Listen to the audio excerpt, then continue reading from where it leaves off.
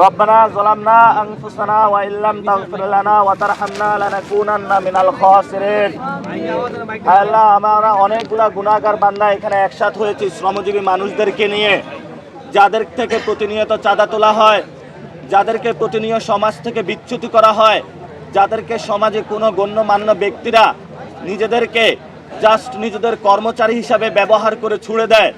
আল্লাহ, তারা তো মানুষ। যখন নামাজে আমরা একসাথ হই, আমাদের মধ্যে কে শ্রমিক, কে মজুর, কে বড়লোক, কে প্রধানমন্ত্রী, কে মন্ত্রী, সেটার কোনো বেদাই থাকে না। তুমি সবাইকে আমাদেরকে সমান কাতারে রাখো তোমার দরবারে। হায় আল্লাহ, তুমি তোমার দরবারে যেভাবে নামাজের মধ্যে আবার আমাদের সবাইকে সমান করে দাও, তেমনিভাবে বাংলাদেশে শ্রমিক, ছাত্র, জনতা, প্রধানমন্ত্রী যারা আছে সবাইকে একই মানুষ হওয়ার তৌফিক দান করো। হায় আল্লাহ, যাদের মেন্টাল মনোজগতে রয়েছে যে শ্রমিকরা মানুষের মধ্যে নিচু স্তরে থাকবে, তাদের মনোজগৎ তুমি পরিবর্তন করে দাও।